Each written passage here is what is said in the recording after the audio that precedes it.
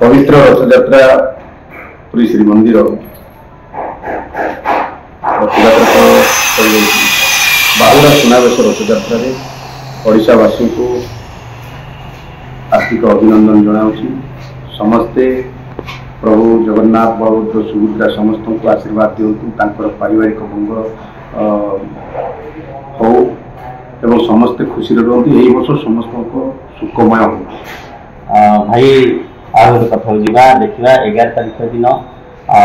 AICC president Rahul Gandhi आसुँच Mallikarjun खड़गे आसुँच बहुत बड़ बड़ नेता बर्तमान ओडिशा मुहां होती। कांग्रेस स्ट्राटेजी कौन रहा आगामी रणनीति को लेकर देखो निश्चित भाव में ओडिशा विभिन्न प्रकार इश्यू नारी निर्यातना प्रसंग एवं जो बीजेपी सरकार आसला ओडिशा जो भाव में गुंडाराज चली आपण देखुए वॉइस ऑफिसर को धरी विभिन्न प्रकार माड़ मार नेता माने अनेक माने क्षेत्र में घटना घटुची जो नाबालिका सुरक्षित ना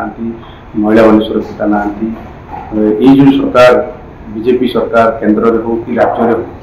केंद्र में जो नरेंद्र मोदी जो प्रधानमंत्री माननीय प्रधानमंत्री से ही दिन ठार जी कि भारत वर्ष जो संविधान जो अच्छी संविधान से संविधान को खंड खंड कर हत्या कर खंड खंड को नष्ट कर गोटे संविधान को हत्या कर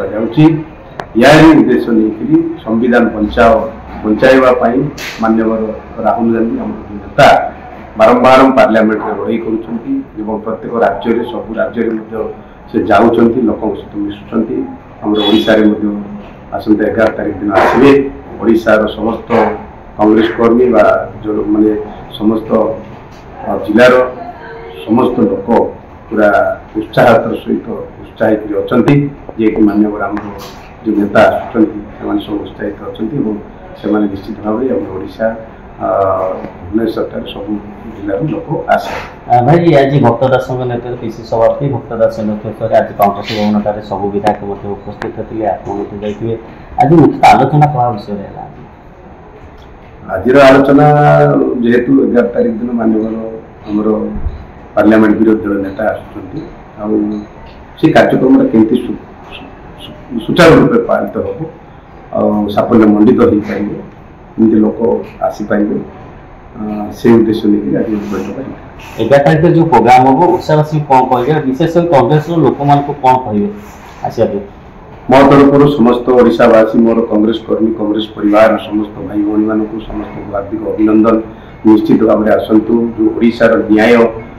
जो अन्याय अनीति जो चली आम निश्चित भाव न्याय पथ को आना एवं संविधान जो तिल तिल कर हत्या कर बीजेपी सरकार ये संविधान को बचाइवा समस्त अधिकार अच्छी समस्त ओडिशावासी को मोर आह्वान एवं समस्त मोर अनुरोध निश्चित भाव में आसतु आम